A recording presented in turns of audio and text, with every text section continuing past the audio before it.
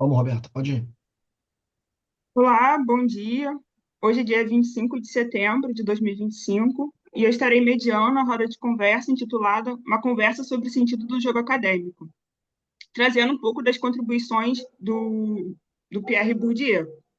A nossa professora convidada é a professora Alexandra Tedesco e a seguir eu farei uma breve apresentação tanto da sua trajetória acadêmica quanto profissional. A professora Alexandra tem graduação em História pela USP, mestrado em História também pela USP, doutorado em História pela Unicamp. É professora adjunta do Departamento de História da UERJ e é professora do Programa de Pós-Graduação em História também pela UERJ. Apresenta interesse de pesquisa nas seguintes temáticas: História contemporânea, Teoria da História e História intelectual. Seja bem-vinda, professora Alexandra. Passo a palavra para você, fique à vontade. Bom dia. Bom dia, Roberta. Me ouve bem? Me escuta? Tá. Sim, sim, sim. Então, bom dia, Roberta. Quero agradecer a você, ao professor Silvio Pérez, pelo convite. É uma alegria estar aqui nesse projeto, né, participando do projeto de vocês, que eu conheço um pouco, mas agora quero conhecer mais. Acho uma oportunidade muito legal para todo mundo que é leitor do Bourdieu, poder encontrar outros leitores do Bourdieu é sempre uma ocasião especial, assim, né? Então, estou muito feliz e espero que a gente consiga ter uma manhã de conversas legais. Eu vou tentar compartilhar aqui, só um minutinho, o que eu preparei, né? Na verdade, assim, gente, eu já peço até desculpas, assim, pela ausência total de estética do meu PowerPoint, né? Na verdade, era só para a gente ter uns tópicos de conversa, assim. A minha ideia é aqui apresentar uma sequência de pontos, de tópicos, né, que a partir do Bourdieu nos levam a pensar sobre o jogo acadêmico, né? E daria para fazer isso de muitas maneiras. Eu sei que vocês têm algumas leituras prévias, enfim, mas o tema, né, do campo científico ou do ensino superior, ele é um tema presente em várias obras do Bourdieu, de maneira um pouco difusa e, sobretudo, nos artigos que ele escreve com orientandos e orientandas ao longo da vida e tal. Então, o que eu resolvi fazer aqui, para também não ficar uma coisa muito, né, expositiva, a gente ter tempo de conversar, é partir de dois textos, especificamente, um deles, né, o clássico, O Campo Científico, né, que nós discutimos, Roberta, no minicurso, e o outro é uma sociologia clínica do campo científico. Esses textos, eles são separados por mais ou menos 15 anos, na verdade, a sociologia clínica do campo científico é uma palestra, né, uma conferência do Bourdieu, e eu optei também por não fazer uma exposição de texto, né? A minha ideia, eu peguei alguns elementos que estão presentes ali e tentei organizar aqui em pontos assim para gente conversar. Deixa eu só ver como é que eu passo aqui. Ah, pronto. E eu acho que a primeira coisa assim que eu acho interessante de pensar e que tem a ver com o nome, né, dessa roda de conversa é essa ideia do sentido do jogo. Então eu queria falar um pouquinho do sentido depois do jogo, para quem sabe no fim dessa conversa toda a gente pensar no sentido do jogo, né? E essa palavra sentido do jogo, no Bourdieu, a palavra sentido, antes do jogo, a palavra sentido ela aparece de distintas maneiras para indicar um certo aprendizado, uma certa compreensão prévia à análise, né, ou enfim, pré-reflexiva, que algumas pessoas têm de ajuste ou desajuste em determinados espaços. Mas o pouco interessante, parece ser aqui para mim, compartilho com vocês, que essa palavra sentido, e o Bourdieu era um grande leitor do Weber, né, como vocês devem saber, essa palavra sentido, ela tem uma função, quando a gente pensa na ideia de ciência, sobretudo de ciências sociais, que ela marca, né, um momento, e o Weber, ele é, ao mesmo tempo, um observador e um agente dessa separação, né, ali na mudança do 19 para o 20, em que a ciência e o sentido vão para caminhos opostos, né? Quer dizer, antes disso, no século XVIII, XIX, não havia muito como você separar o procedimento científico, né, o procedimento das que hoje a gente chamaria hard science, de uma discussão sobre sentido, ou seja, sobre a finalidade. Por que eu estou fazendo isso? O que eu quero fazer no mundo a partir disso? Então, no geral, essas coisas eram misturadas. Só que hoje, né, desde o século XIX, o jeito que a gente conhece a ciência, a universidade, ela já, digamos assim, ela já amadureceu essa separação. Então, a gente está acostumado a pensar, por exemplo, a ideia de que algumas pessoas executam procedimentos científicos, né, e, enfim, são confiáveis por conta disso, etc. enquanto outras pessoas ficam no domínio do sentido. Quem é que está no domínio do sentido? A política, os filósofos e etc., né? E eu achei interessante, porque ao longo dessa conversa, eu quero terminar ela, né, enfim, colocar para vocês como que o Bourdieu tenta recuperar essa junção do sentido do jogo, né? Então, é um pouco por isso que eu escolhi essa expressão. E aí a palavra jogo também me chama atenção, porque, né, enfim, acho que vocês vão me ajudar a adensar essa metáfora, essa compreensão, porque existe uma tendência, né, às vezes quase intuitiva, quando a gente vai falar do campo científico, da universidade, a gente fazer uma metáfora com um jogo, né? E no Sociologia Clínica, tem uma parte em que o Bourdieu faz uma certa crítica a essa metáfora do jogo pelo seguinte, porque quando a gente vai jogar um jogo, em tese, né, a gente joga, quando a gente entra no jogo, a gente sabe as regras e a gente joga de acordo com as regras, né? Então a gente disputa para ver quem se sai melhor naquelas regras. Eu não posso simplesmente estar no meio do jogo e querer mudar as regras do jogo, né? Enfim, às vezes acontece, imagino, mas né, não é o ideal. Enquanto na universidade aconteceria um fenômeno diferente. Quer dizer, a gente poderia pensar que é um jogo, mas é um tipo de jogo em que a pessoa está ao mesmo tempo jogando e disputando as regras. Ou seja, e não são atividades separadas, né? Ou seja, para que você jogue bem, você tem que estar disputando também a feitura da regra, né? Esse é o bom jogador, é este que tem chances ali no campo científico. Então, assim, considerados esses limites, né, da analogia com o jogo, eu acho que o Bourdieu traz na sociologia clínica, esse ele está o nomezinho completo ali, né, os usos sociais da ciência, uma expressão que eu acho que eu queria começar com ela a partir dessa matriz do jogo, que trata-se de uma economia não econômica, né? Então, para a gente pensar a nossa vida acadêmica, a universidade, como uma economia não econômica, o que significa isso, né? É uma economia no sentido de que todos os campos, né, enfim, eles obedecem eles têm a sua própria lei, digamos assim, a sua lei de funcionamento, mas elas têm uma homologia possível, mais distante ou menos distante, com o campo econômico. O vocabulário do Bourdieu é todo baseado nisso, né? Então, por exemplo, um vocabulário muito econômico, né, digamos assim, típico do campo econômico, que é a ideia de especulação e expectativa, né? O que significa isso? Como é que isso se traduz para o campo acadêmico? Né? Que quando a gente entra neste jogo, né, entre aspas, quando a gente entra nesse universo, a gente entra sempre numa determinada posição, e depois a gente vai falar isso, né, como isso tem uma questão social também, mas enfim, a gente entra numa determinada posição e todos nós fazemos estratégias, todos nós tentamos antecipar movimentos, todos nós tentamos entender um pouco como a coisa está funcionando. Nesse sentido, é uma economia um pouco especulativa. E como em toda economia especulativa, a gente aposta. A gente está fazendo apostas o tempo todo. Por exemplo, quando você escolhe um tema de pesquisa, é claro que, né, a gente gostaria de dizer, não, porque isso é importante para a ciência, tá? A famosa ilusão escolástica, né? Mas isso não é mentira. Mas, de fato, o que o Bourdieu traz para a gente, né, aquela leitura que nos puxa o tapete, assim, é que nós temos estratégias, todos nós, algumas mais acertadas, outras menos, mas somos agentes especulativos deste universo. Então, por exemplo, eu vou escolher esse tema de pesquisa aqui, aí eu vejo os ventos mudando, então eu aproximo, agora eu vou ler esse autor, agora eu vou fazer contato com esse grupo, etc. Então, essa economia especulativa, digamos assim, ela serviria para a gente entender essas nossas estratégias. Mas tem um porém, né? E aí eu acho que tem um porém não, né? O maior porém de todos.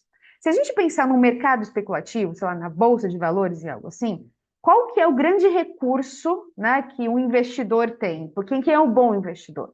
O bom investidor é aquele que tem informação a respeito enfim, das tendências, sei lá, do preço da soja, etc. Então é aquele que tem informações. E quem é o análogo, né, deste grande apostador no campo acadêmico? E aí entra de novo, volta o nosso sentido. Para o Bourdieu, as pessoas que têm essa informação suficiente e de qualidade, né, enfim, para que possam especular de maneira mais proveitosa para si mesmas, ou seja, tem as boas estratégias, no geral, são os nativos, né? Como assim nativos? Ninguém que nasceu acadêmico, mas algumas pessoas vêm de contextos sociais nos quais enfim, dentro dos quais elas foram expostas a determinados aprendizados práticos, a determinados aprendizados corporais, né, como está na ideia de hábitos. E esses aprendizados, que são totalmente tributários da desigualdade econômica, etc., eles fazem com que, quando a pessoa entre no domínio científico, algumas pessoas têm um sentido do jogo previamente incorporado. Outras pessoas precisam aprender o sentido do jogo. E aí a gente entra, né, naquela velha reflexão, né, que aparece em muitas obras do Bourdieu, de que aprender uma coisa de maneira prosaica, escolar, ela atesta justamente que aquilo não é natural, né? Ou seja, quando você... A verbalização é o último recurso, né? Quando toda a disposição já não funciona mais, que você vai para digamos assim, para o aprendizado mais formal. Tem um artigo, não sei se vocês já leram, tal, que chama Categorias do Juízo Professoral, que o Bourdieu escreveu com a Monique Saint-Martin. É muito legal, assim, para entender isso, né? Então, enfim, essa é só uma reflexão inicial sobre essa ideia, né? De por que é tão difícil entender o sentido do jogo. Porque você não tem um manual sobre o sentido do jogo, né? Não, você não tem regras escritas e etc. E mesmo que você tivesse, porque às vezes eu tento fazer isso, né? Enfim, tem ideias que a gente sabe que não vai funcionar, mas a gente tenta, né? Então, todo começo de semestre, a oficina de escrita acadêmica, etc. A gente fala um pouco dos rituais acadêmicos e tal, mas, ao mesmo tempo, isso é importante, né? É muito importante, mas existe um aprendizado por imersão que é tão fundamental que dá para perceber nitidamente que o sentido do jogo científico é difícil para todo mundo. Mas para algumas pessoas é uma questão de ajuste de sotaque. Para outras pessoas tem que aprender o idioma completo, né? Então, enfim, acho que eu queria partir um pouquinho dessa ideia. Aí eu trouxe alguns trechinhos, a começar, né, por essa ideia do interesse e do desinteresse. Queria até escutar vocês depois, não sei como é que vocês lidam com isso, assim, né? Mas, embora eu estava até conversando com o professor Silvio antes, né, aqui da live, embora o Bourdieu seja algo muito citado, né, um figurão, um cânone, etc., na disciplina da onde eu venho, né, na história, algumas reflexões do Bourdieu são um pouco, digamos assim, antipáticas, né, para algumas pessoas, etc., porque, de fato, né, um texto como Campo Científico, ele, digamos assim, deixa o rei nu, né? Muitas práticas que a gente atribui, né, que a gente gostaria de atribuir a si próprio, como alguém, assim, pessoas muito abnegadas, né, que dedicam sua vida à ciência por baixos salários, etc., tudo isso aparece muito descortinado, né, em artigos como Campo Científico.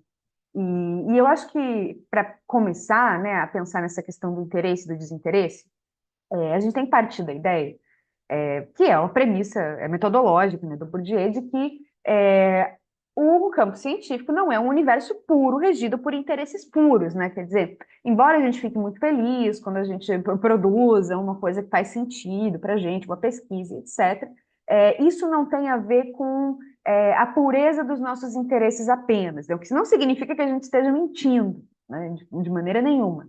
Mas que se o campo científico é um campo, ele é um lugar de disputa, né? Ele é um espaço de luta concorrencial, e neste caso aqui, pelo monopólio da competência científica legítima. Por isso que a metáfora do jogo encontra uma certa resistência, né? Porque não é simplesmente que nós queremos fazer boas dissertações ou fazer boas teses. Ao mesmo tempo que a gente quer isso, a gente quer também disputar o que significa fazer uma boa dissertação, o que significa fazer uma boa tese. Então, a gente está sempre nesse jogo duplo, né? E essa ideia de campo, né, não só de campo científico, mas ela tenta, como acho que, enfim, vocês já leram, vocês já passaram por isso, então eu vou só para seguir meu PowerPoint para não ficar falando demais, né? Mas ela tenta conciliar um debate, pelo menos na área de história, e acho que não só em vários campos das humanidades, é sempre complicado, que é assim, como é que eu interpreto um fenômeno?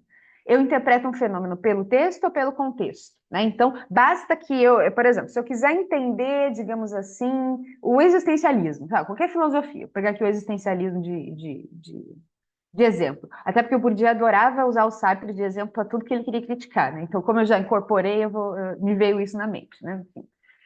Se eu quiser estudar o existencialismo, aí tem uma tendência mais filosófica que vai dizer assim: se você quiser estudar uma corrente, você lê os textos. Está tudo ali. E outra, né, mais ligada aí ao marxismo, etc., vai dizer, não, é o contexto que determina o entendimento do texto.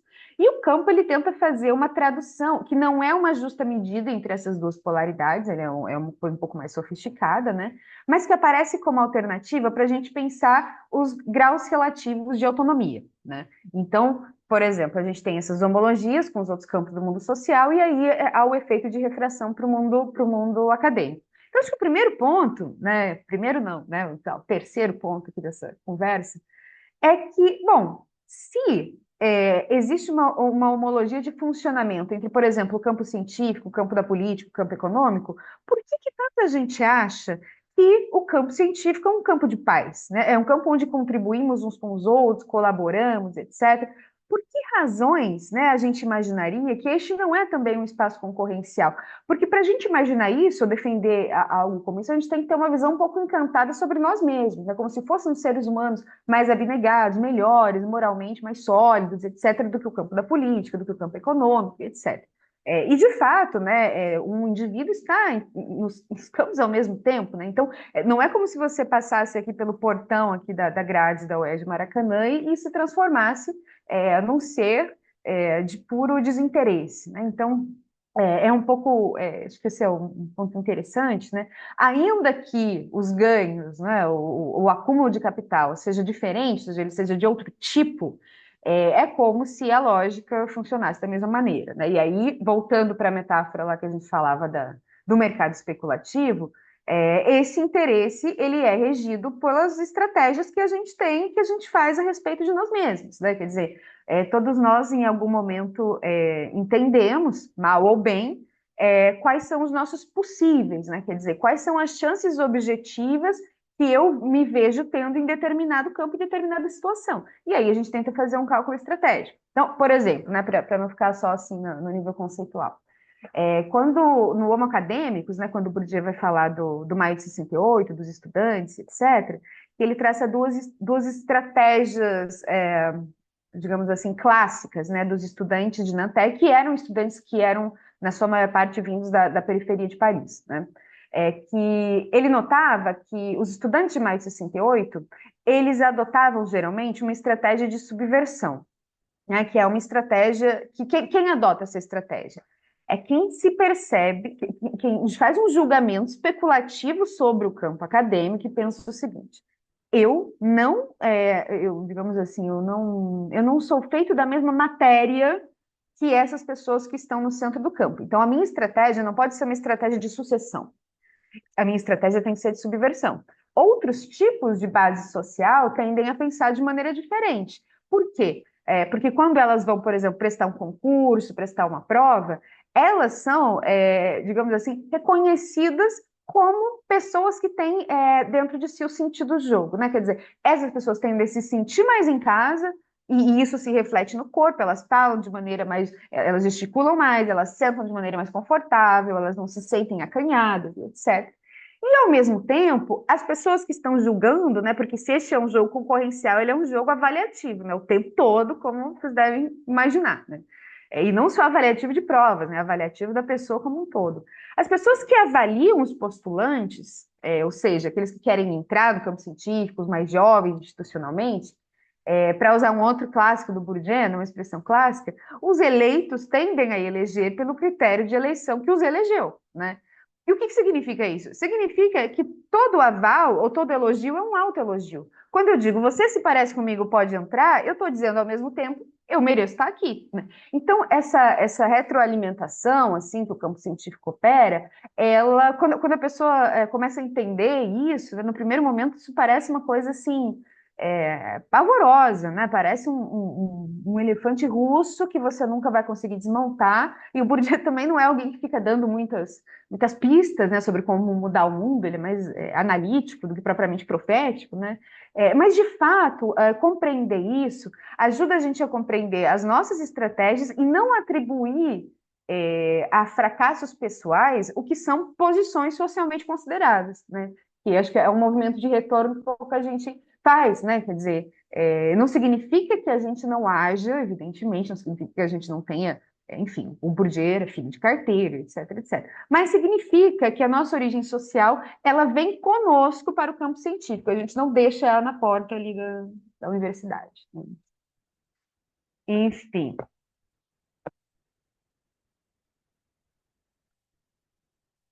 Aí uma outra questão que eu acho interessante, queria conversar com vocês, né? Um paradoxo muito interessante e que agora, né, nos próximos anos, na área de história, vai ser muito discutido, porque a gente está mudando os critérios Qualis, né? A gente está meio que abandonando o sistema Qualis e isso está dando e vai dar uma grande discussão e tal.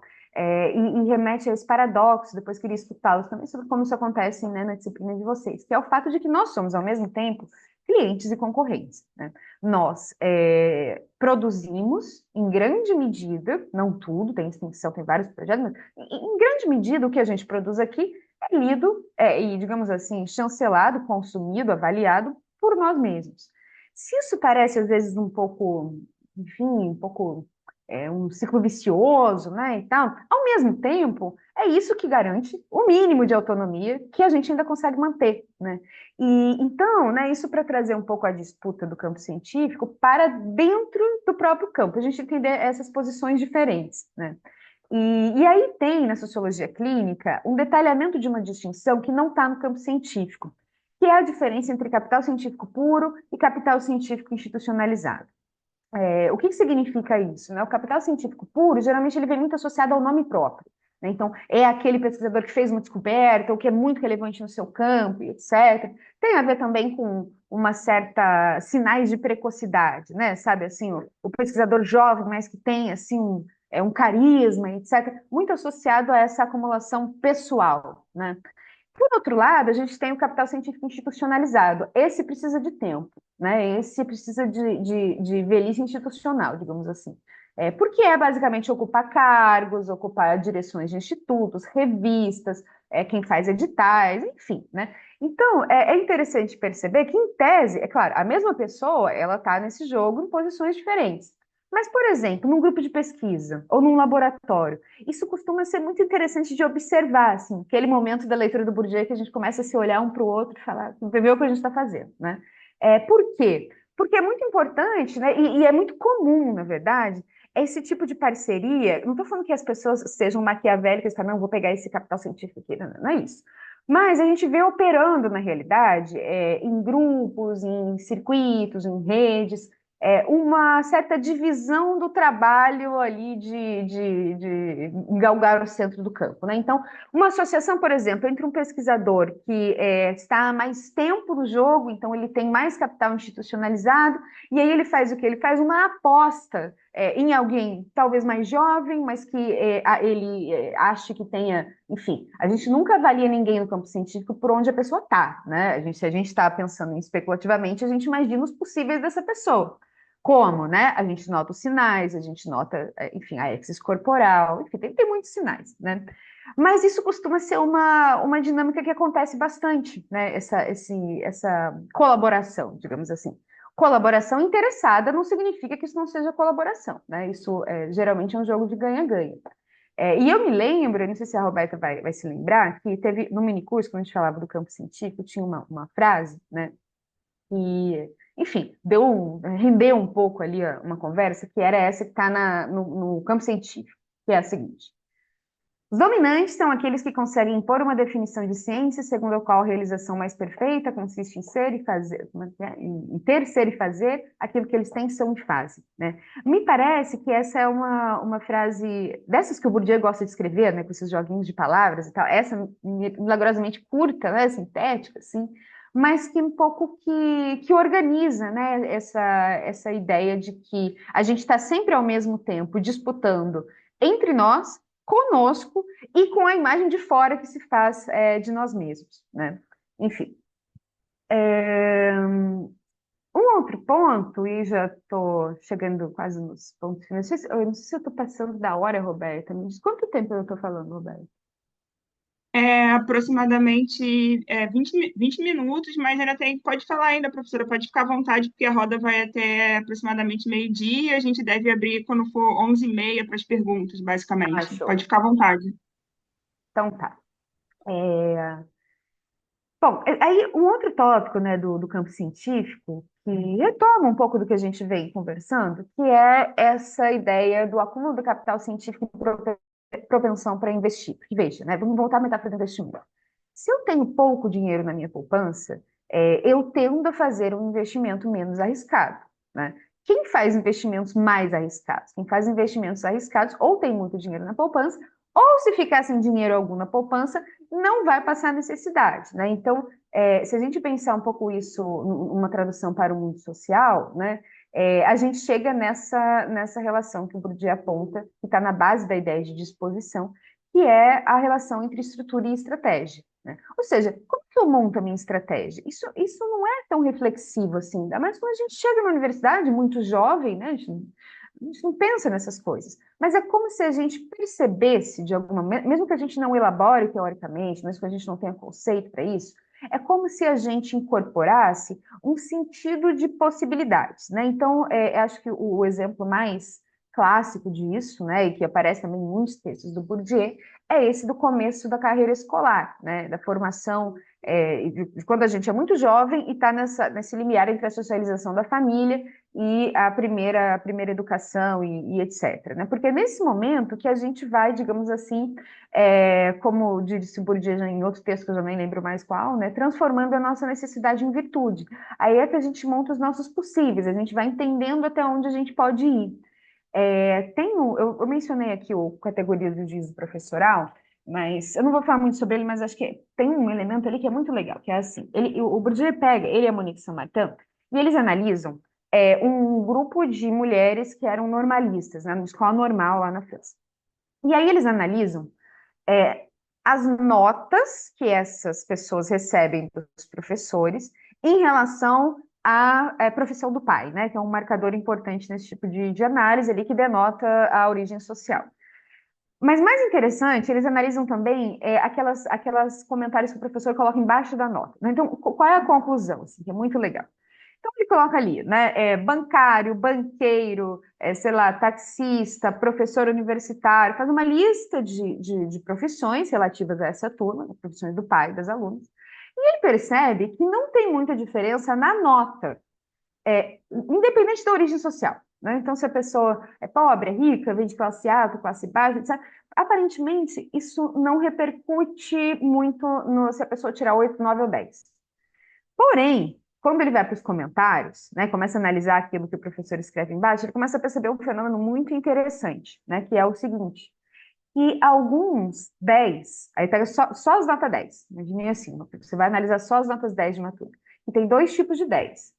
Tem o 10 parabéns e tem o 10 excelente.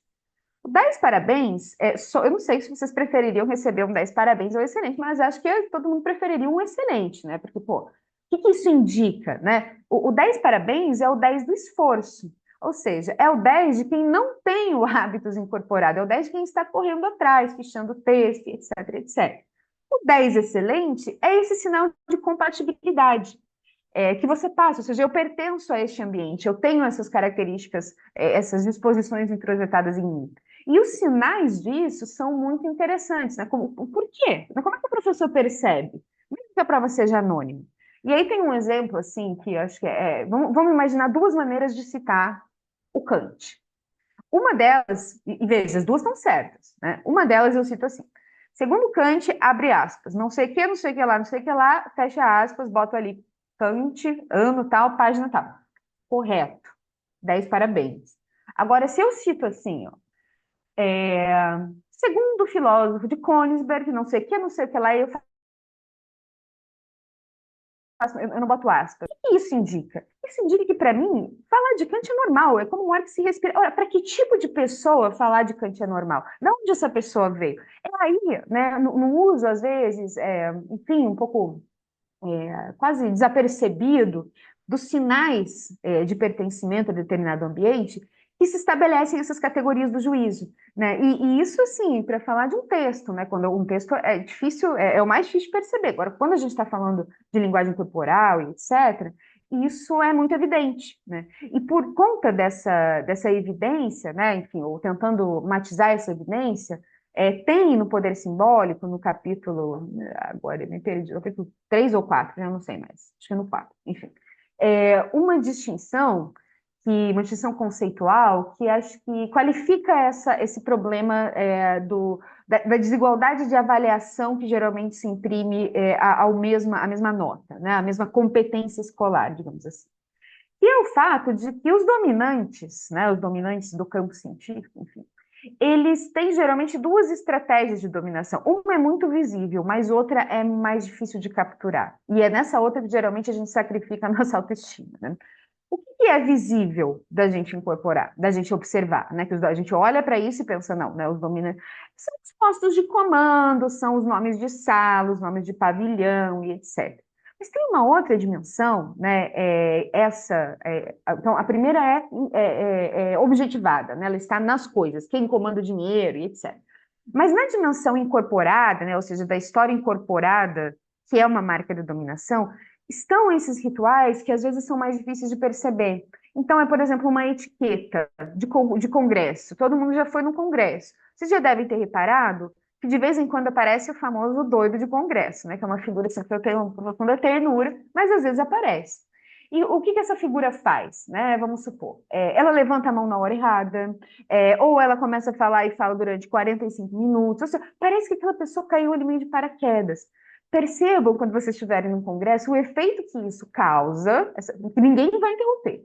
Todo mundo muito educado no congresso, ninguém vai interromper, ele vai deixar a pessoa falar.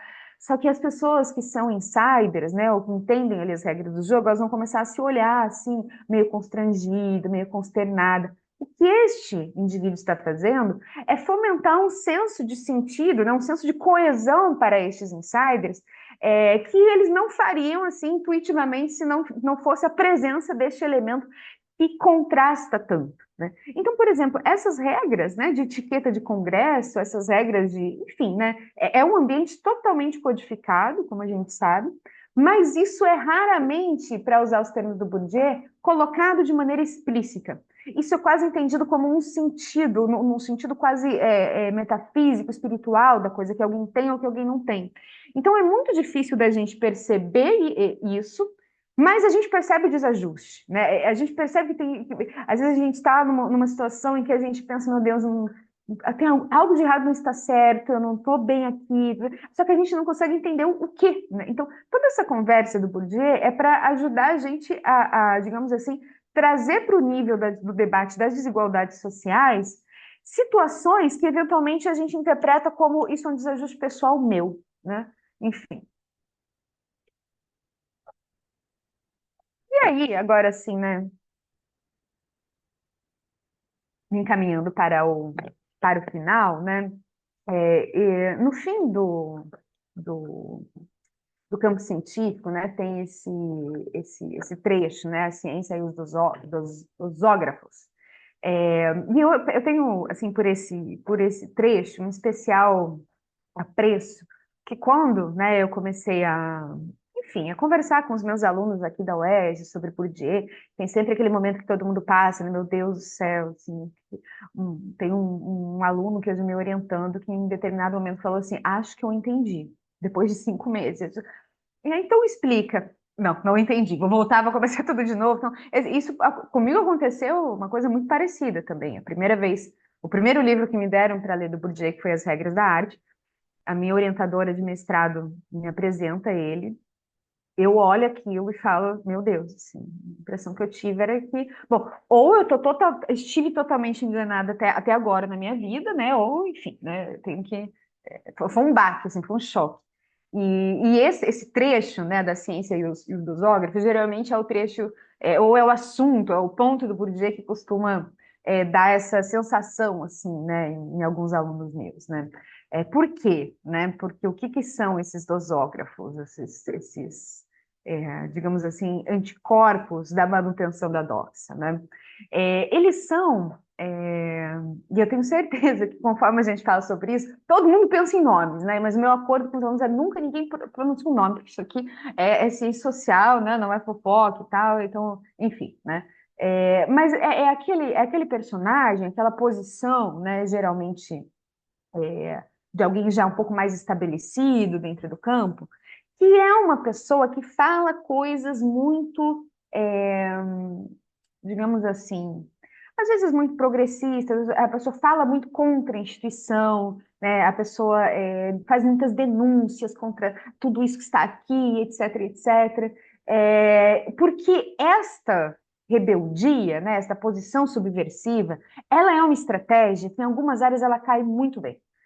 Ela é a estratégia dominante, né? Se a sua estratégia for construir uma persona de burocrata, você vai só preencher papel, carisma zero, né? Então, essa estratégia de se portar como alguém que é um subversivo do jogo, ela às vezes ela causa um efeito um pouco esquisito quando a gente percebe que quando a gente vai para uma análise posicional, relacional, como é a do Bourdieu. Então, o que o Bourdieu faz? Uma coisa é o discurso subversivo, outra coisa é a posição. E é na posição que a gente vê a realidade, né? E a realidade é senhora, né? Não adianta. Então, por exemplo, quando esse discurso subversivo ele é confrontado com a necessidade, né, ou digamos assim, com a cobrança de coerência para uma posição subversiva, isso não se verifica.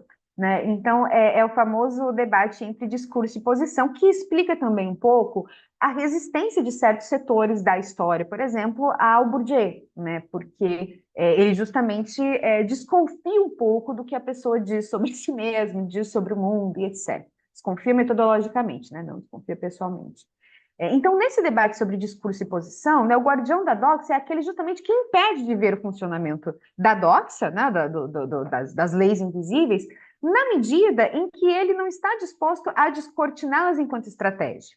A estratégia dele é simplesmente denunciar tudo isso que está aí, né, sem que isso se converta numa análise, enfim, da posição. Um exemplo, né, acho que isso que eu estou tentando falar, acho que todo mundo vai conseguir pensar em alguma coisa a partir disso. Vocês já devem ter ouvido um discurso muito, muito comum, e eu acho que às vezes ele é correto, inclusive, né? A questão não é se o discurso é correto ou incorreto, tá, gente? Isso aí, cada um, né? Enfim, cada um tem sua opinião. Mas é aquele discurso assim de que a universidade é muito produtivista, que nós precisamos parar, que não sei o que, não sei o que lá. E de fato, né? Às vezes a coisa beira a maluquice, assim. Mas percebam, se eu chego para um aluno, tá, sabe, na graduação, no mestrado, e digo a ele, seja menos produtivista, por isso, eu tenho todas as razões, porque de fato, né, isso é uma coisa que nos transtorna, etc. Se eu digo isso, o que eu estou fazendo basicamente é fazer o contrário do que a gente falava anteriormente, né, dos eleitos que elegem pelos critérios de eleição que os elegeram. Eu estou dizendo o seguinte, olha, não faça, não adote estratégias como as que eu adotei para chegar no centro do campo. Então, quer dizer, eu tenho um discurso que pode parecer correto e muito bacana, mas eu não sacrifico com isso a minha posição. Então, quer dizer, quem poderia fazer um discurso como esse de maneira não inconsequente é quem está meio do centro do campo, não é eu, né? Não é, enfim. São pessoas, sei lá, que já não precisam mais se capitalizar, já tem esse capital todo aplicado ali em algum fundo dos Balcãs, lá da Suíça, não sei onde rende muito, e a pessoa não precisa mais fazer investimento. Então, o texto, né, o campo científico, ele termina dessa maneira muito provocativa, que é uma discussão que o Bourdieu teve também com o pessoal das análises de opinião, né, de análise de survey político, etc., mas que trazendo assim para a dinâmica interna da universidade, eu acho que ganha assim uma tonalidade ainda mais confrontadora, né? Que é o desafio, né, gente, de falar sobre os nossos pares, porque a gente está falando sobre nós mesmos, né? Então, quem estuda este campo, enfim, paga alguns pedágios, né? Às vezes até um pouco constrangedores, mas ao mesmo tempo é interessantíssimo, né? Enfim, não abriria mão. E aí, eu vou terminar tentando não ser de modo algum profética, mas sintetizando 5 estratégias, né? Por que não é profético? Eu não estou dizendo que vai dar certo, não estou dizendo, enfim, nada disso, mas são 5 coisas que eu penso recorrentemente, né? Quando eu penso no Bourdieu e na interpretação da universidade a partir dele, né? Então, a primeira ideia, né, é a necessidade da gente. Eu botei ali apostar, né, mas eu acho que apostar talvez não seja uma boa palavra, né, mas da gente topar, né, da gente estar aberto a uma observação desencantada deste universo, o que significa, às vezes, uma coisa dolorosíssima, que é desencantar nós mesmos, né, colocar a gente implicado nesse jogo concorrencial, né.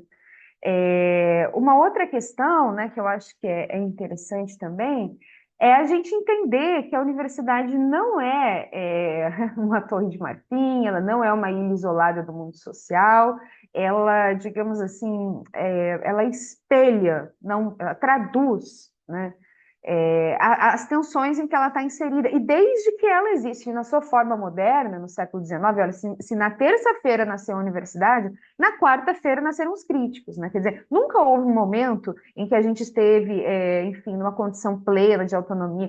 O Fritz Ringer, que aliás eu vi hoje no Instagram da EDUSP, antes de entrar na live, tem um livro muito bom sobre isso que chama O Declínio dos Mandarins Alemães. E aí ele tem um tesão, parece que teve um momento na história do mundo inteiro em que as ciências humanas, pelo menos, tinham uma posição muito, muito boa ali, muito consolidada, que é ali a Alemanha dos últimos anos do 19. Mas isso é uma exceção total, né? Então, a gente vive em constante estado de negociação da nossa autonomia e a gente tem perdido bastante, né? Vamos combinar. Então, nesse sentido, né, menos do que dosógrafos, né? Ou seja, menos do que, enfim, pessoas que, vamos dizer assim, posições, né? Não pessoas, menos do que posições é, iludidas a respeito do que significa pensar na universidade. Pensar na universidade não é simplesmente, enfim, tá, isso aqui funciona de modo desigual, então vamos implodir esse negócio. É o contrário disso, né? É entender que esse espelhamento do mundo social nos constrange, mas ao mesmo tempo é o que a gente tem para é a ferramenta que a gente tem para tentar manter a autonomia já um pouco atacada que a gente tem, né? Uma outra questão, né? Assumir que isso é um espaço concorrencial. E aí eu me lembro, por exemplo, do Steven Shaping, que é foi da física, depois um filósofo da história, enfim, né? Escreve hoje sobre história da ciência. Tem um livro, um título muito interessante que chama Nunca Pura, né? A ciência nunca é pura e tal. É, mas assumir, né, assumindo que esse é um espaço concorrencial, que nós não somos abnegados, né? Quer dizer, essa linguagem da vocação, às vezes, ela traz prejuízos importantes, do ponto de vista até salarial, né? Muitas vezes, do ponto de vista da realidade, mas às vezes é muito difícil de descolar, né, de certas posições no campo científico essa imagem do intelectual como um profeta excêntrico, né, e etc., que se separa da imagem do burocrata que faz planilha, que organiza curso. Ora, a gente não tem concurso para profeta, né? Então, essa operação de desencantamento, ela ajudaria também, né, sobretudo professores e pós-graduandos, mas eu acho que sobretudo quem trabalha, né, enfim, quem está na posição docente, a repensar sua autoimagem, né? Quer dizer, não é demérito nenhum você se ver trabalhando, né? Porque é isso que você está fazendo. E enquanto trabalha, disputa as regras, né? Então, acho que isso é uma questão, às vezes, um pouco dolorosa, mas importante também.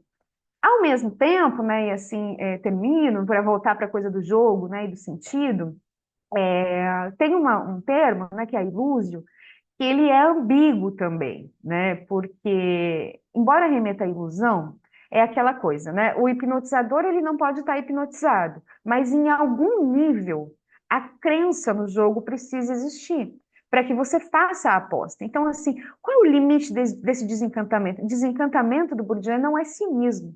É totalmente diferente, quer dizer, então, de certa maneira, né, é como se o próprio campo tivesse que ter força suficiente para manter uma certa ilusão, no melhor sentido, né, uma ilusão no sentido de que o campo científico é um lugar onde se faz coisas interessantíssimas, porque né? Então ele tem que manter isso, porque inclusive precisa de postulantes e, sobretudo, de legitimidade do mundo social, né? A gente não pode, enfim, como é que a gente vai disputar edital, pleitear edital sem isso? Não tem como.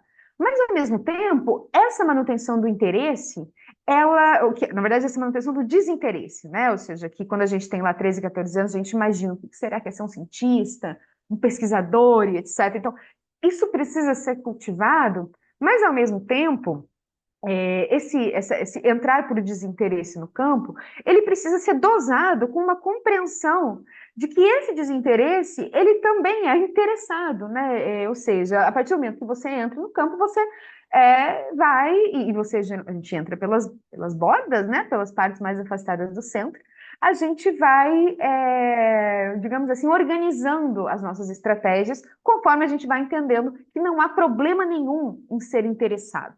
Né? Na verdade, isso é um dado e que a gente deveria pensar sobre ele. Isso não não deveria soar como uma ofensa. Né? E aí termino, né, com isso está na sociologia clínica, com uma citação do Bourdieu que acho que com certeza explica melhor do que eu essa coisa toda, né? Então ele diz o seguinte: mas, mais sutilmente, o interesse puro, desinteressado, é um interesse pelo desinteresse. Ixi, agora eu não consigo ver aqui. Peraí, só um minutinho. Senão eu não vou. Ixi, peraí. Ah, não, eu queria ler a citação. Só um minutinho aqui que eu vou voltar até. É que a minha.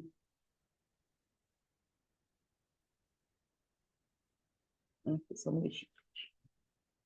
Agora eu vou conseguir ler, que as carinhas, nossas carinhas estavam tapando. Diz ele. Mas, mais sutilmente, o interesse puro, desinteressado, é um interesse pelo desinteresse. Forma de interesse que convém a todas as economias dos bens simbólicos, economias antieconômicas, das quais, de alguma maneira, é o desinteresse que compensa.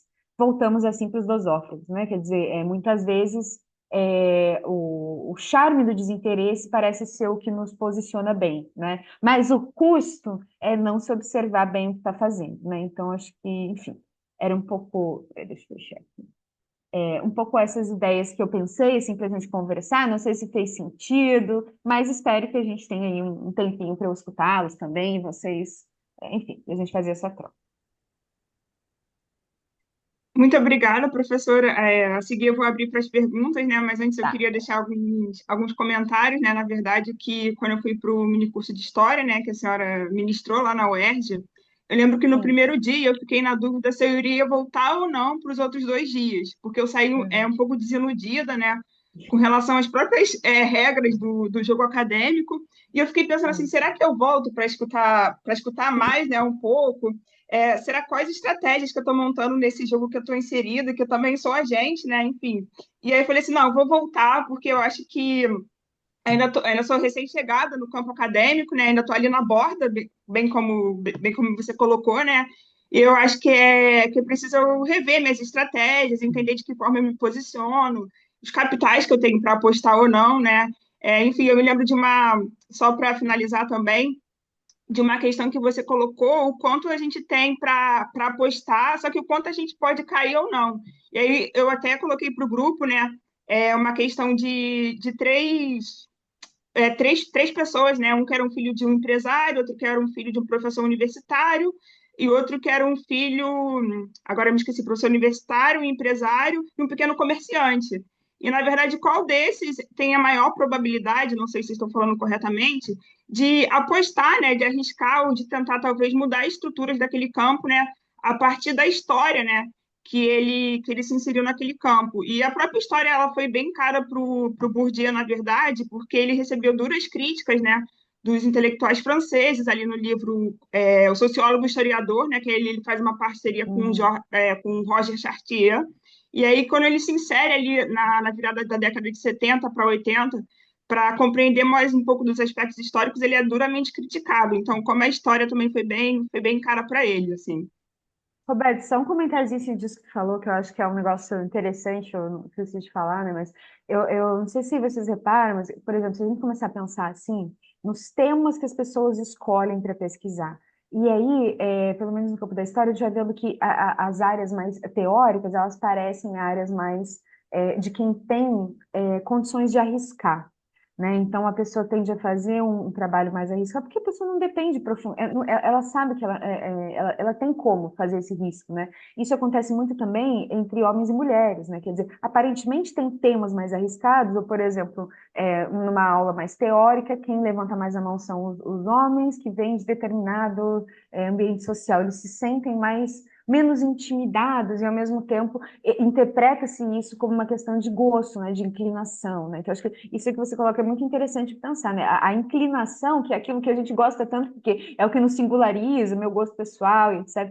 É esse tipo de crise, né, que o Bourdieu costuma causar na gente. Será, por que eu gosto do que eu gosto? Eu quero ou quero querer? Eu gosto ou quero gostar? Né? Eu gosto de gostar, enfim, né? Toda essa provocação.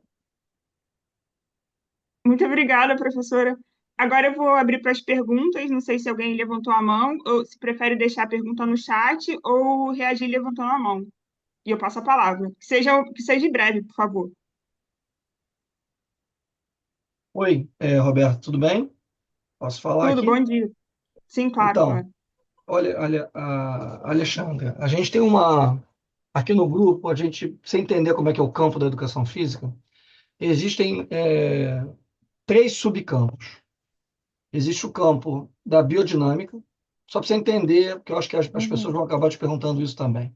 Existe o campo da biodinâmica, que é um campo voltado para a educação física, mais para o corpo biológico. Então, fisiologia, biomecânica e por aí vai, né? Existe o outro que é o das área sociocultural, que engloba estudos pertinentes ao que a gente está fazendo aqui, né? uhum, Ao qual o grupo é mais filiado. E também tem uma outra que é chamada de pedagógica, que é aquela que os pedótribas gregos, aqueles que a gente se filia ao ensinar o movimento, né? uhum, Pedagogicamente falando. A gente tem, dentro desse campo, uma tensão pela manutenção, né, do domínio da biodinâmica. Então, e aí bateu muito com o que você falou, todas as construções, e, por exemplo, bolsas PQ, é, é, formas de fomento, são desenvolvidas por aqueles indivíduos que militam no campo da biodinâmica. Então, por exemplo, em dado momento, isso mudou um pouco, mas em dado momento, eles tinham que fazer, por exemplo, para entrar num programa de pós-graduação, 1.500 pontos, por exemplo. A gente da área sociocultural e pedagógica, de revistas A1, temos vinculadas à área 21, que é da educação física, nós temos, vou estar, 10 revistas. uhum. Na biodinâmica, são 500 revistas. Então, obviamente, a forma de construção do poder e a distribuição desse capital, ela obviamente tende para o outro lado. Então, os métodos de subversão, né, e a manutenção dessa doxa, que constrói a imagem de que para permanecer na área 21 e nos programas de pós-graduação, a gente tem que se submeter a uma produção que não é a característica do nosso grupo, né? Sim. Então, eu queria que você, a partir do que eu estou te dizendo, a partir também da leitura do que você tem do Bourdieu, quais seriam os métodos de subversão que a gente poderia pensar, não a visão do Bourdieu, para saber primeiro se o que a gente está fazendo está dando certo, não está dando certo muito, mas a gente está fazendo. A gente está aqui, né, o nosso grupo é uma prova dessa tentativa, né, de subverter o campo. Então, enfim, eu tenho militado muitos aqui no grupo sobre isso. Então, eu queria te ouvir, a partir dessa dinâmica, como é que você vê, né, o campo da educação física nessa perspectiva do Bourdieu e como você pensa em outros campos e que essa subversão seria possível. Bom, professor, pô, pergunta dificílima, né? Assim, pô, claramente não vou responder, mas vou reagir, assim, comentar para a gente ir conversando, né? Enquanto eu ouvi, assim, sobre essas divisões, isso se reproduz na história também, assim, né? De maneira, clara. Você tem, por exemplo, digamos assim, a área de ensino, né? Que costuma, enfim, ser desprivilegiada, digamos assim. Eu pensei, na verdade, numa dinâmica até mais ampla, que transcende nossas disciplinas, para a gente voltar depois para a disciplina. Mesmo o UERJ, né, que é uma universidade de caráter extensionista, gosta muito dessa identidade, assim, pô, a gente vê que os projetos de pesquisa são financiados com bolsa para docente, os projetos de ensino, menos, mas são, e os projetos de extensão absolutamente não são, né? A linguagem da extensão é a linguagem da vocação, né? Quer dizer, e aí você já vê que esse desequilíbrio, né, parece que ele se reproduz em fractal dentro das disciplinas e em relação à universidade como um todo, né? Então, aí eu acho que nesse sentido mais institucional, aí eu acho que a disputa é mais lenta, né? Enfim, a gente tem que... Veja, por exemplo, eu penso numa estratégia, assim, muito, muito institucional mesmo, né? Enfim, ocupar cargo, participar dos mecanismos decisórios. O problema é o seguinte, que para a gente entrar, tem barreiras que, veja, são barreiras constitutivas da coisa, né? Por exemplo, para disputar um edital. Eu até brinco, assim, que às vezes eu acho que ou é bolsa produtividade ou massa muscular, uma coisa ou outra, assim, ó, porque parece que você tem que ter um acúmulo de trajetória institucional tão específico que para que quando você chegue na posição decisória, você já não acha tão vantajoso assim rever a posição que te fez querer entrar na posição decisória, sabe? Então, eu tenho a impressão que a questão de ocupar os cargos é muito importante e de alguma maneira, né, eu acho, sim, só para terminar essa não resposta, né? Mas esse comentário. Eu acho que a única coisa que o Bourdieu consola, que não é muito, né? Ele não é uma pessoa assim, que me dá muito consolo, é que a gente perceba essas dinâmicas de maneira mais assim, mais desnaturalizada, né? Conforme você descrevendo o campo da educação física, eu pensei, pô, mas do campo da biomecânica, ele parece, quer dizer, não sei como ele funciona, né? Mas assim, ouvindo leigamente, me evoca a dominância que, enfim, as ciências as biológicas, naturais, têm no próprio mundo social, né? Então, além de disputar edital e vaga, a gente tem que disputar também a imagem do que é a universidade publicamente, né? Então, acho que teria essas duas frentes, assim, porque não é porque, sei lá, por exemplo, na história tais coisas são mais ou menos poderosas, são porque elas são legitimadas também de fora, né? Então, enfim, tem que disputar dentro e fora, ou seja, o jogo e as regras do jogo ao mesmo tempo, né? É isso, né? Na verdade, quando a gente pensa nessa sua fala, e, por exemplo, eu estava como coordenador do Fórum Nacional das Áreas Sociocultural e Pedagógica. Aí eu fui, trouxe o coordenador da área 21 para um evento na UERJ. Escrevemos Uhum. um livro com outras professoras das áreas sociocultural e pedagógica do Brasil, mostrando a insatisfação. Então, quer dizer, a gente tem tentado esses métodos de trazendo professores para a pós-graduação, por exemplo, um professor nosso chamado Felipe Triani, Marcelo Antunes, trazendo professores da nossa área para dentro do programa, que no momento de disputa também teríamos mais votos. Então, assim, estou só te mostrando que a nossa forma de ver o mundo, ela se enquadra muito na tua fala e, por exemplo, a gente tem tentado justamente manter essas pessoas, por exemplo, nosso grupo tem uma quantidade de mestres e doutores muito alta. Aqui, por exemplo, hoje aqui, a gente tem pelo menos uns 6, 7 doutores ou em processo de doutoramento. Então, a gente tem essa preocupação, é uma característica do grupo. Mas é isso. Então, obrigado, professor. Acho que é o Guilherme que quer falar. Bom dia, Uhum. professora Alexandra Tedesco, Silvio.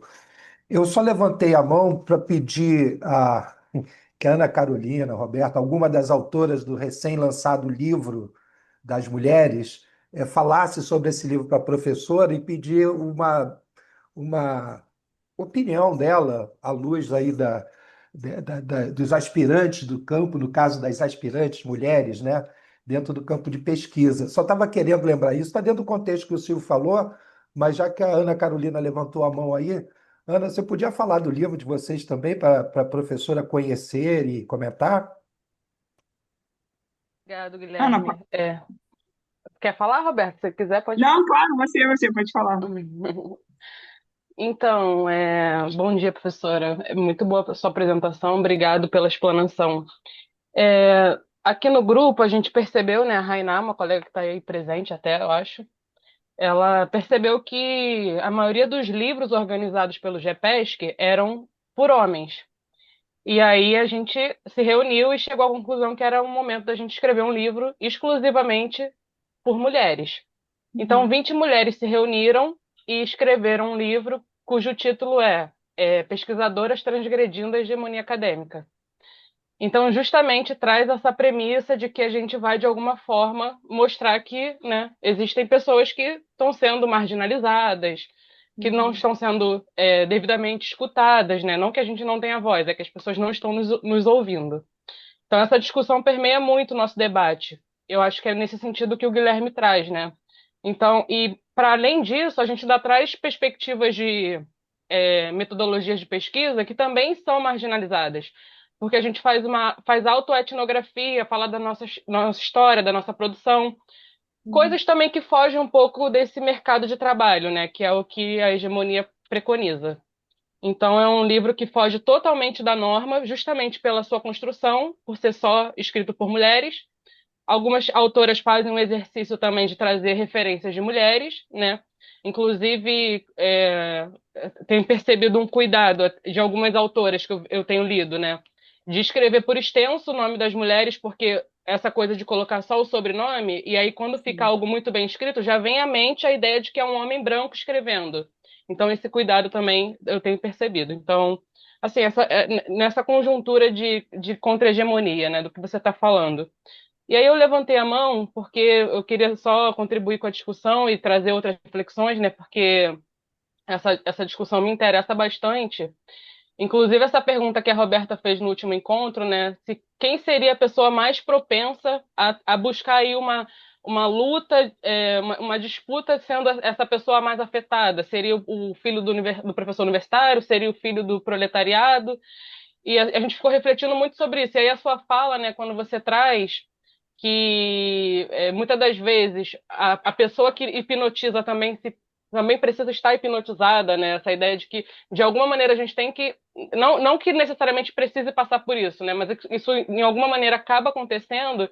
Eu fico refletindo e aí é a reflexão que eu queria trazer sobre essa própria questão de gênero, né? O quanto que é difícil para alguns professores, de repente, eu sou professora de educação básica, trazer Uhum. esse tema para a escola, isso se torna um problema. E aí vem aquela ideia das margens, né? Que as margens oprimem os rios. E ninguém fala da força das margens, mas falam da força da água. E aí, de certa maneira, a gente tenta se enquadrar em algum princípio, muito mais pelas forças externas, né?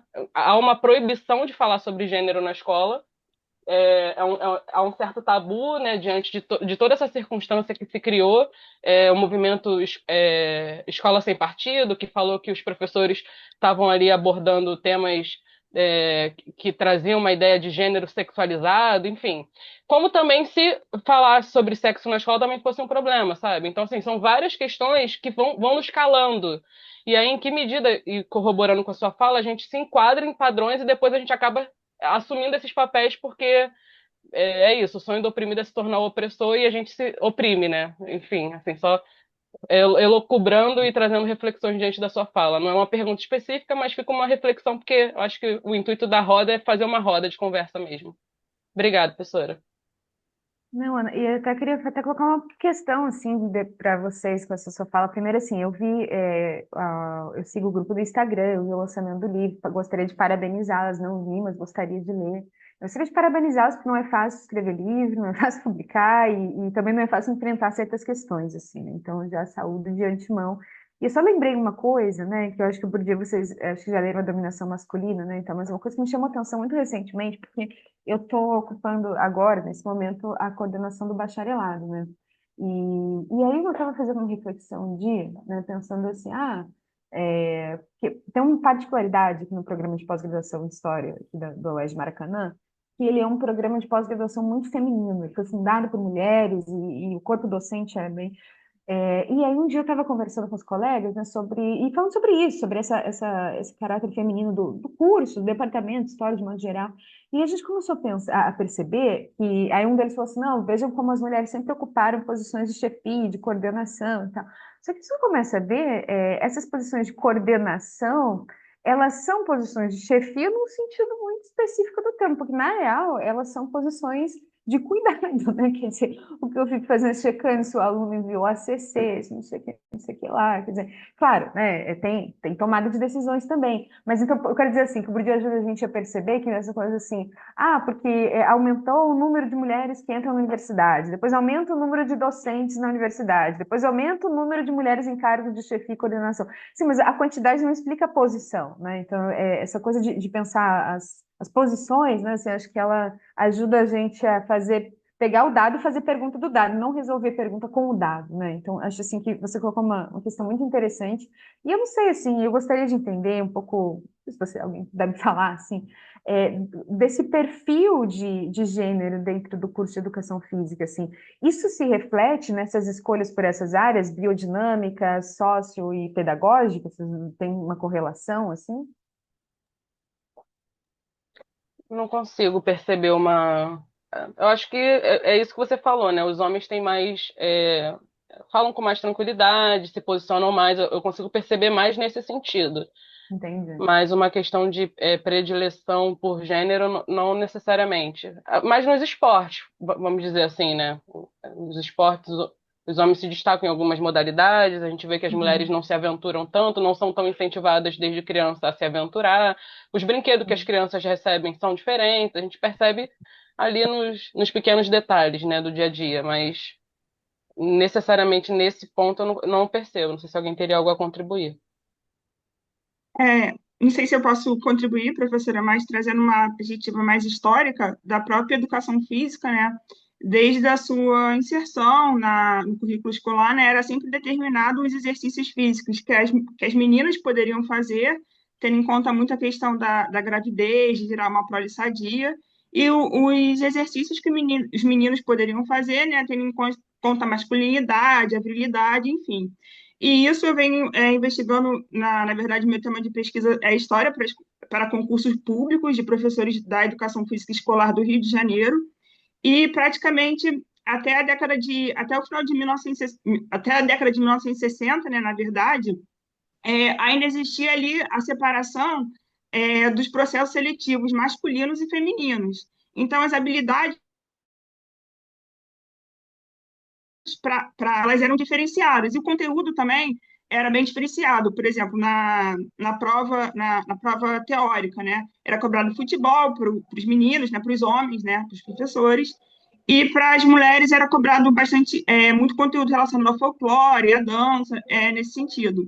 Então, basicamente aí se começa uma divisão do que a mulher pode praticar, do que a menina pode praticar e do que é destinado aos homens, né, nesse sentido. Então, acho que basicamente tem uma herança também histórica, né, no que se Sim. insere o que é determinado para cada um. Não sei se pode ajudar a compreensão do nosso campo. Sim, acho que com certeza. Inclusive, acho que a Flávia botou ali na área do esporte de alto rendimento mais ocupada pelos homens. Isso me chama atenção, assim, porque parece que quanto mais perto do polo legítimo da science, da hard science, mais os postulantes vão se hierarquizando por gênero, por origem social e etc. Né? Enfim, isso é muito interessante.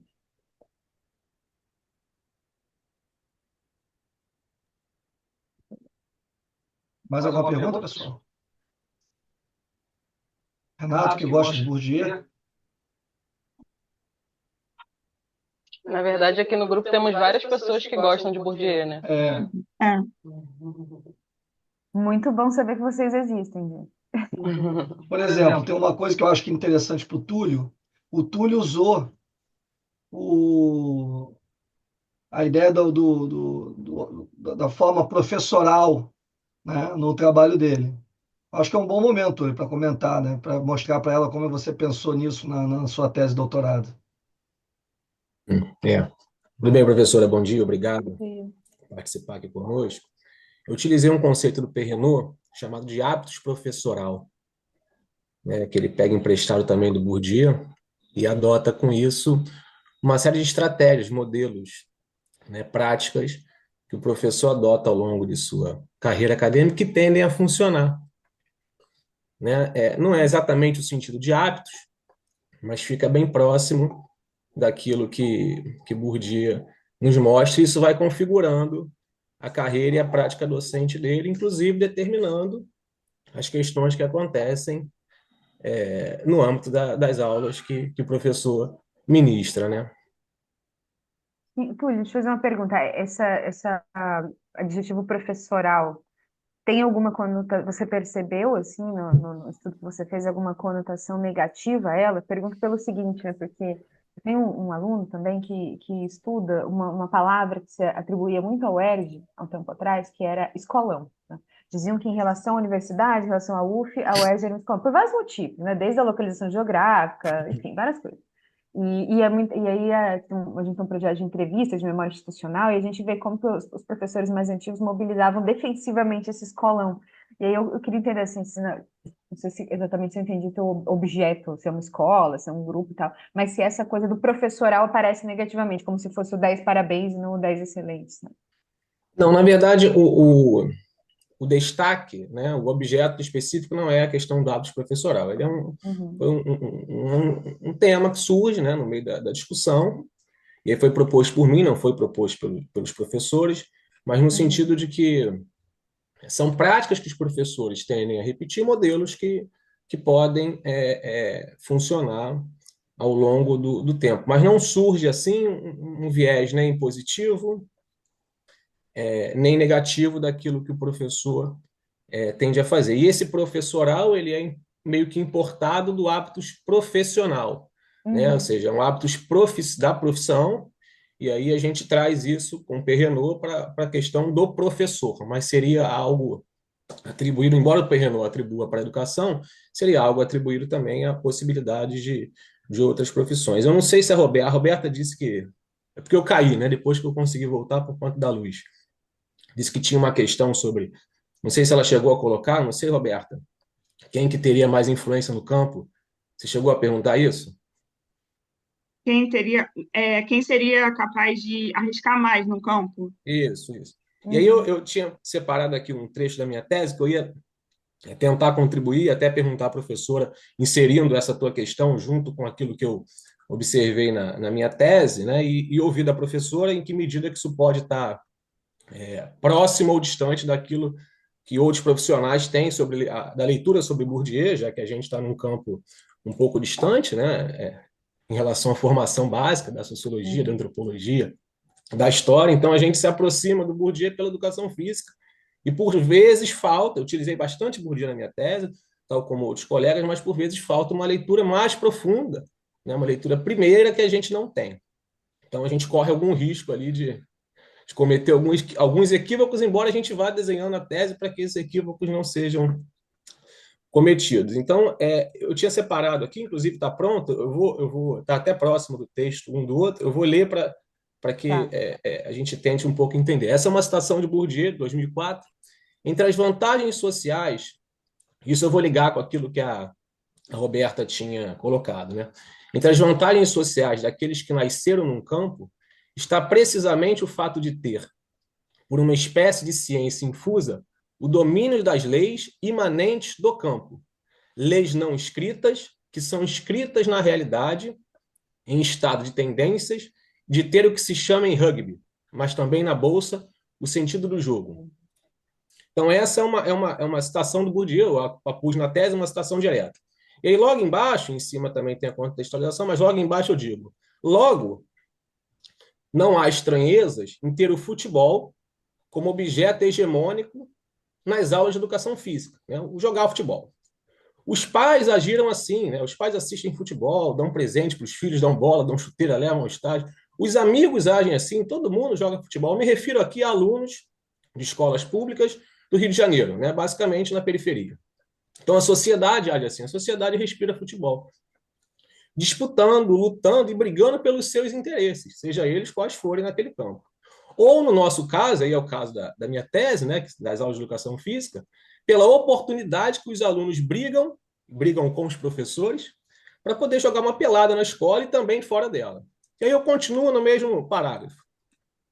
Para Bourdieu, é assim que a amnésia da Gênese, que se exprime na ilusão ingênua do sempre foi assim, pode conduzir a eternizar e, com isso, a naturalizar as relações significantes que são um produto da história. Então, professor, isso está tudo junto, eu começo com uma citação direta, inicio um parágrafo com aquele texto que li sobre o futebol e logo depois coloco a citação do Bourdieu. Basicamente, claro que não tem como expor a tese aqui, né, mas basicamente eu construí a tese dizendo o seguinte, olha, os alunos chegam à escola, alguns deles, principalmente meninos, querendo jogar futebol, pronto para jogar uma pelada, achando que as aulas de educação física são o espaço do futebol. E os professores dizem, olha só, não é só futebol não, aqui tem dança, tem ginástica, tem conhecimento sobre o corpo humano, tem voleibol, tem brincadeiras, tem jogos. E eles criam, nesse campo ou subcampo, um espaço de disputa, de luta com os professores em prol do horário, né, do material, das posições, por que os meninos têm que jogar e as meninas não, por que a quadra é para o futebol e não é para pular corda, ou não é para jogar queimado, por que as meninas não podem jogar futebol e os meninos sim. Então, eu vou configurando a minha tese nesse sentido e digo que esse espaço de luta, de disputa, que é o campo da educação física, que está inserido num campo da educação, que está inserido num macrocosmo maior, permite com que essas configurações sejam ocasionais e, de certa maneira, naturalizam a prática de que o futebol é o espaço, é a prática e deva acontecer nas aulas de educação física. E aí, aquela primeira citação, né, da questão infusa, da inserção no campo, a questão da ilúsio, reflete um pouquinho aquilo que a Roberta tinha citado, né? De que, olha, se as crianças elas respiram futebol, se os meninos da periferia vivem para o futebol, adoram futebol, é natural que eles cheguem às aulas de educação física e disputem, ou briguem para que ali tenha também o futebol. Né? Então, talvez eu tinha separado isso por conta da pergunta da Roberta. Né? Então, eu queria, também levando um pouquinho dessa minha tese, essa questão específica da educação física, se você tiver alguma coisa a comentar, né, nesse sentido de que, em que medida que há uma aproximação do que Bourdieu também enxergaria, ou outras áreas enxergam a partir do Bourdieu, e aquilo que a gente consegue, ou aquilo que eu consegui fazer na minha tese com relação à educação física escolar.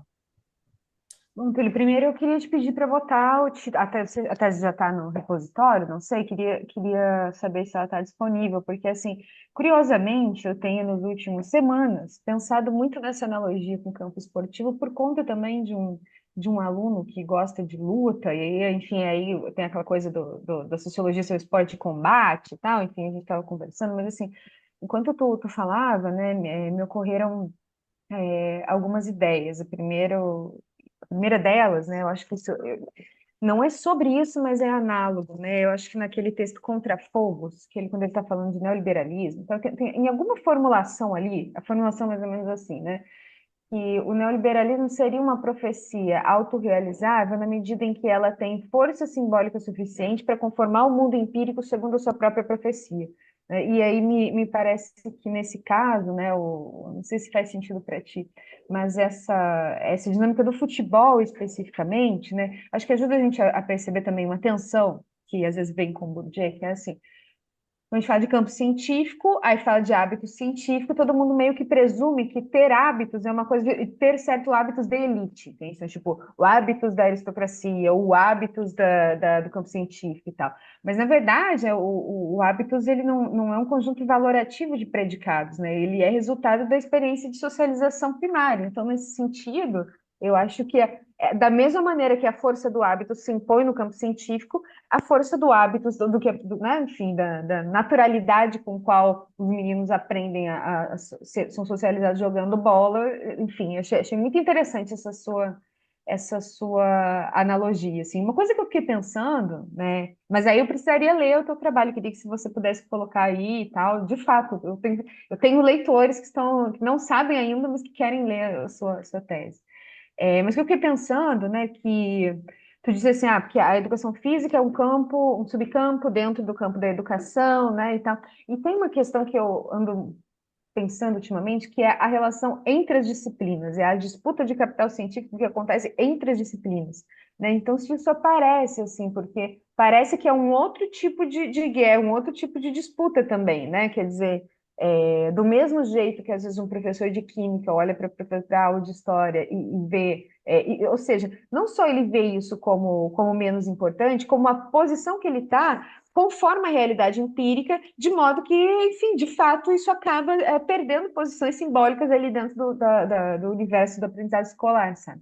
E aí eu fiquei pensando se não tinha uma analogia, entende? Entre essa, digamos assim, não é predileção, né, mas essa tradução do hábitos nessa coisa do jogar futebol, jogar pelada, nem jogar futebol, jogar brincar de bola, tá, jogar altinho, não sei o quê. E também, não sei se o hábitos explicaria tudo, ou se teria também de fato, uma conformação da realidade escolar que privilegia e desprivilegia determinadas disciplinas, entende? Então, seria um combate duplo, assim, né? Enfim, não sei se faz sentido para ti isso. É isso. A tese está disponível no repositório, mas eu vou mandar para a Roberta, como ela tem o seu contato, Tá. ela te encaminha também. Mas, tentando aqui resumir dentro daquilo que a gente está colocando, a educação física ela assume uma posição de uma disciplina de segunda categoria na escola, né? Esse é um entendimento já antigo. Uma das razões para isso, dentro da própria tese, observei que é quando os professores, para punir alguns alunos, professores não de educação física, eles dizem assim, olha, então você não vai para educação física hoje, Sim. tá certo? Então, Você não vai. E, além disso, essa disputa entre professor e aluno que eu identifiquei na educação física, claro que isso não é novo, não identifiquei agora, a gente já sabia disso, né? A gente simplesmente foi lá para poder explorar.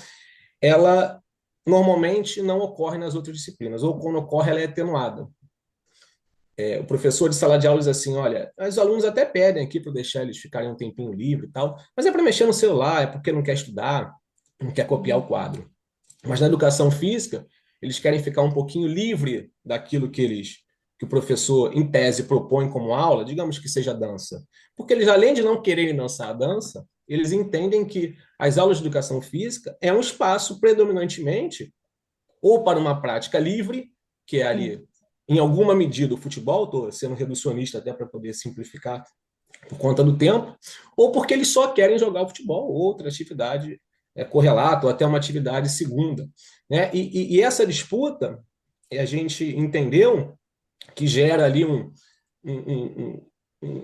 uma noção, um conceito, um fenômeno que eu chamei de momento pactual, que é quando os professores, a partir dessa pressão dos alunos, ou por vezes até por oferta do próprio professor, ele oferece um tempo nas aulas, seja... Então, as aulas costumam ter 2 tempos, né, de 50 minutos. Ou ele oferece um tempo, ou ele oferece os últimos 20 minutos ou 30 minutos, para que os alunos possam jogar aquilo que querem.